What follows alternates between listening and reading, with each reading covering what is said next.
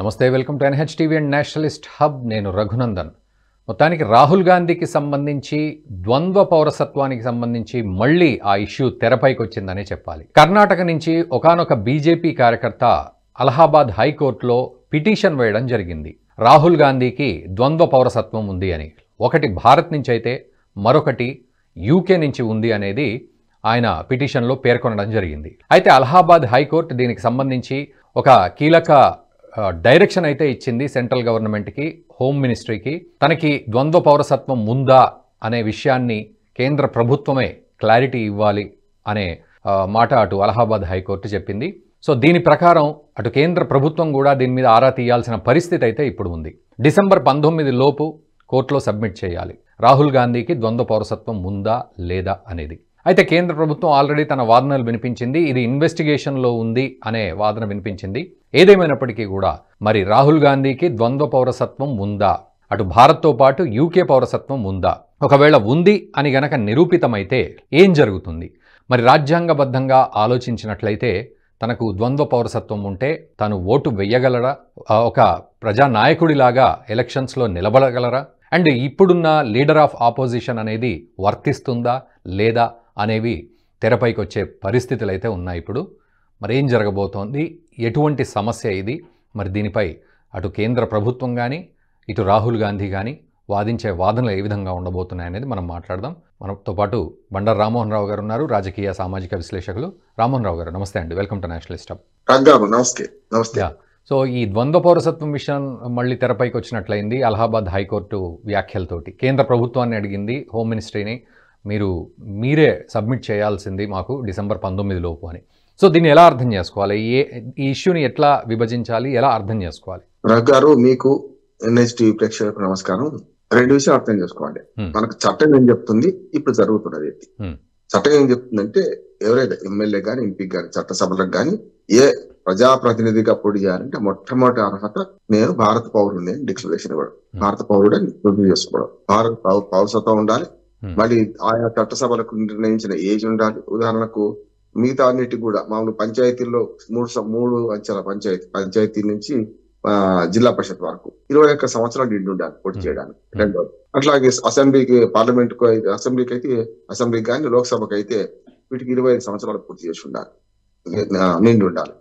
అదే మనకు రాజ్యసభకి అయితే 35 సంవత్సరాలు రాజ్యసభ 35 సంవత్సరాలు నిండి ఉండాలి. ఇది ఏజ్. అట్లాగే ఇన్సియన్ కావద్దు, పిచ్చివాడు కావద్దు, ఇన్సాల్వెంట్ అంటే దివాళా తీసిన వ్యక్తి కావద్దు. ఇది నిబంధనలు. అంటే జనరల్ గా పోటీ చేయాలంటే అందులో మొట్టమొదటి భారత పౌరుడే ఉండాలని కదా, దానికి అర్హత మొట్టమొదటి అర్హతనే అది. ఇవాళ విఘ్నేష్ అనే ఒక బీజేపీ కార్యకర్త, కర్ణాటక చెందిన ఆయన, కేసును మన అలహాబాద్ కోర్టులో వేసుకుంటూ, ఇది వాడిది కొత్తది కాదు. అంతకుముందు సుబ్రహ్మణ్య స్వామి కూడా ఆరోపించారు చాలా సార్లు కూడా. సుబ్రహ్మణ్య స్వామి ఆధారాలు కూడా సమర్పిస్తా అన్నారు.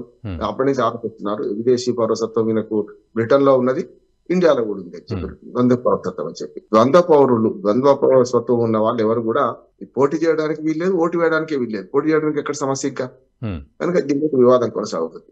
ఇప్పుడు విఘ్నేష్ అనే కార్యకర్త చేసిన పిటిషన్ లో అలహాబాద్ హైకోర్టు, మీరు అన్నట్టు అలహాబాద్ హైకోర్టు మొదటి నుంచి కూడా కాంగ్రెస్ పార్టీకి లేకుంటే కాంగ్రెస్ పార్టీ నాయకులకు చుక్కెదిరి చేస్తుంది అనుకుంటా. ఎందుకంటే గతంలో ఇందిరాగాంధీని కూడా అనర్హత బయట వేసింది అదే కదా, ఆ కోర్టే కదా.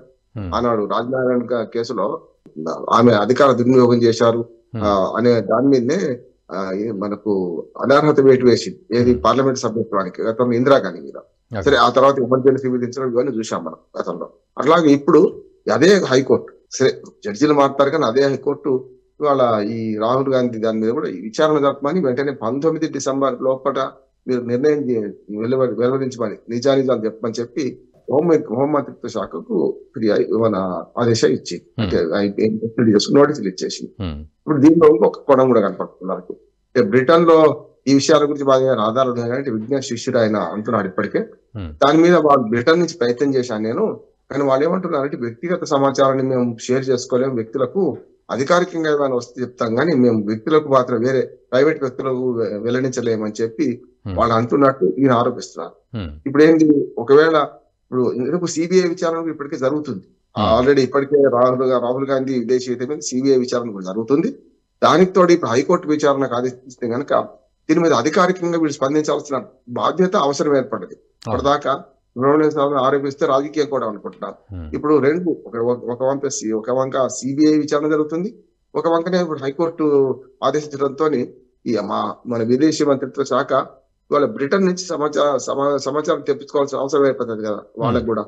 ఇప్పుడు ఇక్కడ పౌరసత్వం ఉంది, అక్కడ ఉందా లేదా తేల్చాల్సింది ఎవరు? బ్రిటన్ అధికారులు కదా, బ్రిటన్ విదేశాంగ అధికారులు తేల్చాలి. ఈ రెండు తేలితే ఖచ్చితంగా సభ్యత్వం పోతుంది. కానీ మన కోర్టులు, మన న్యాయ వ్యవస్థ, మళ్ళీ అట్లాగే ఉండే అవకాశాలు, అప్పీలు పోయే అవకాశాలు ఇవన్నీ చూస్తే మన గతంలో మనకు ఈ చెన్నితాల రమేష్ ఉన్నాడు కదా, మనకు సి రమేష్, మనకు వేములవాడ ఎమ్మెల్యే, మనకు అటు ఉమ్మడి ఆంధ్రప్రదేశ్ నుంచి ఆయన ఎమ్మెల్యేగా ఉంటున్నారు.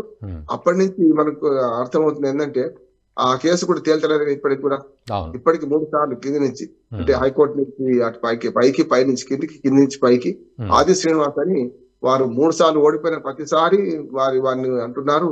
అప్పటి నుంచి ఆయన కేసు వేసి ఇప్పుడు దాదాపు 2 దశాబ్దాలు కావస్తుంది. ఈ 2 దశాబ్దాల నుంచి మరి రమేష్ దే వేములవాడ మాజీ ఎమ్మెల్యే మొన్నటిసారి పోటీ చేయలేగా, ఇట్లా ఆయన జర్మనీ పౌరసత్వం ఉంది అని కేసు ఆయనది, మొన్నటిసారి పోటీ చేయలేదు. కానీ ఆది శ్రీనివాస్ గారు గెలిచారు. మొన్నటి ఎన్నికల్లో 2023 ఎన్నికల్లో చెల్మడ అనంతరావు గారు కానీ ఆయనకు టికెట్ ఇచ్చారు బీఆర్ఎస్ వాళ్ళు. దాంతో మన చెన్నమనే రమేష్ కి ఇవ్వలేదు కనుక అప్పుడు ఆది శ్రీనివాస్, ఇప్పుడు 3 సార్లు ఓడిపోయిన ఆది శ్రీనివాస్ గెలిచారు కాంగ్రెస్ ఎమ్మెల్యే. ఇప్పుడు ఆయన ఉంది. అది కూడా అంతే కదా, వరుసగా ఢిల్లీ సుప్రీంకోర్టు పోతుంది, మళ్ళీ కిందికి వస్తుంది, కింది నుంచి పైకి దాదాపు ఇప్పటికి ఒక 5-6 సార్లు అప్పీలు పోయింది. మళ్ళీ కింద నిర్ణయం చేయమన్నారు, అధికారులు తెలుస్తలేదు, ఇప్పటికి ఏం తెలుస్తలేదు. పక్క రుజువు అది జర్మనీ పౌరసత్వం ఉందని పక్క రుజువు అవుతుంది. కానీ ఈ భారతీయ న్యాయ చట్టాల ప్రకారం ఏంటంటే అవకాశాలు ఎక్కువ ఉన్నాయి కనుక మరి రాహుల్ గాంధీ సభ్యత్వం కూడా అంత ఈజీగా పోతుంది నేను.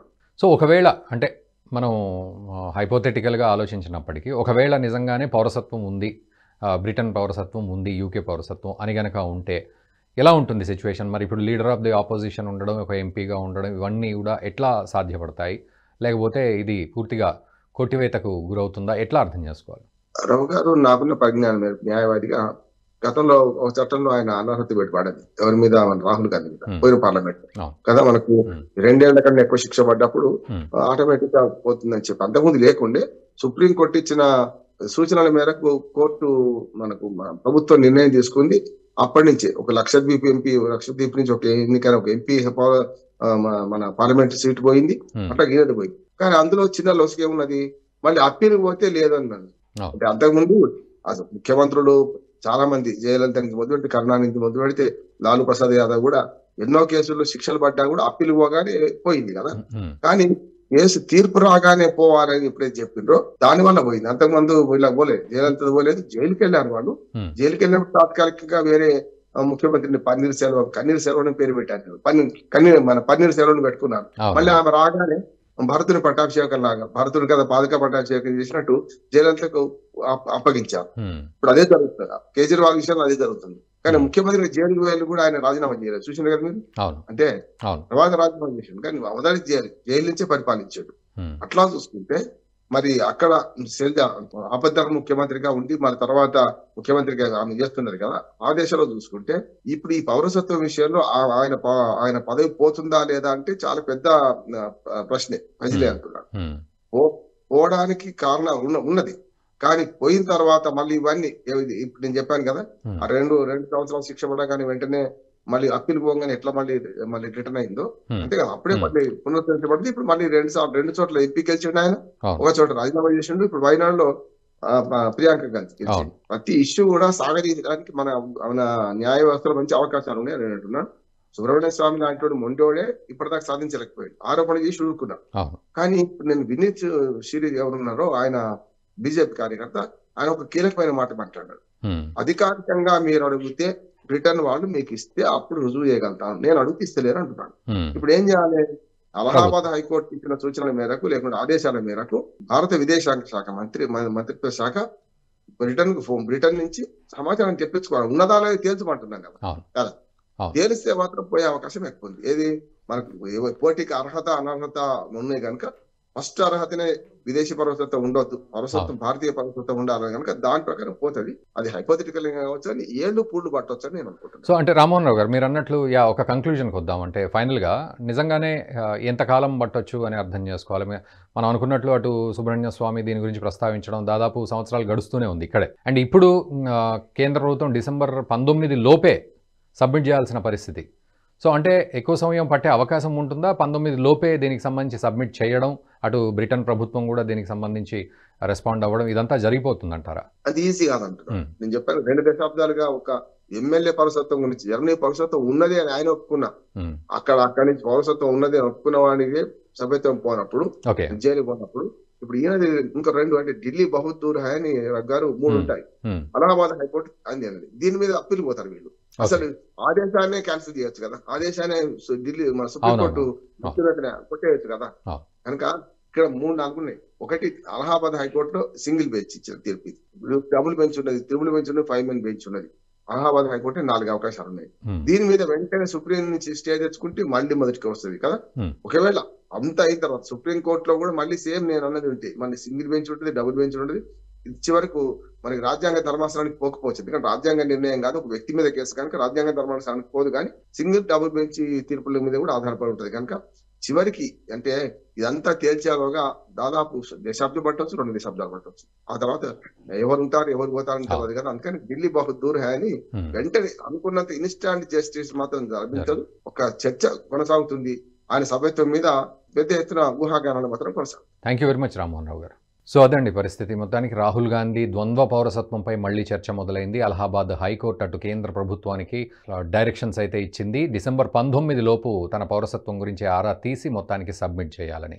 అయితే మరోవైపు పిటిషనర్ తాను వేసిన పిటిషన్ ప్రకారం వాదనల్లో తాను అడిగితే బ్రిటిష్ ప్రభుత్వం ఇవ్వట్లేదు కాబట్టి కేంద్ర ప్రభుత్వమే అఫీషియల్గా అడగాల్సిన పరిస్థితి ఉంది అని ఆయన వాదించడం, అటు కోర్టు కూడా అదే సూచన చేయడం అయితే జరిగింది. మరి నిజంగానే బ్రిటిష్ ప్రభుత్వం దీనిపై స్పందిస్తుందా? డిసెంబర్ 19 లోపు మన ప్రభుత్వం దీని మీద వాదోపవాదనలు వినిపిస్తాయా? మరోవైపు ఇందాక పెద్దలు అన్నట్లుగా దీని మీద ఇట్లాగే కాలయాపన కొనసాగుతుందా? ఒకవేళ నిజంగానే కాలయాపన అయితే అది అలా కొనసాగుతూనే ఉంటుంది. లేదు అంటే మాత్రం నిజంగానే ద్వంద్వ పౌరసత్వం ఉంది అంటే అది రాజ్యాంగబద్ధంగా ఎటువంటి పరిణామాలకు దారితీస్తుంది? రాహుల్ గాంధీ తప్పుకోవాల్సిన పరిస్థితి వస్తుందా? రాజకీయ సన్యాసం తీసుకుంటారా? లేకపోతే ఇంకేమైనా సొల్యూషన్స్ ఉంటాయా? ఇవన్నీ కూడా చర్చకు వస్తాయి. అండ్ మరోవైపు అటు వారు అన్నట్లుగా అలహాబాద్ హైకోర్టులోనే మరో బెంచ్కి వెళ్లే అవకాశం ఉంది, లేదా సుప్రీంకోర్టుకు వెళ్లే అవకాశం కూడా ఉంది. కాబట్టి సో ఇది ప్రస్తుతం చర్చగానే నడుస్తోంది.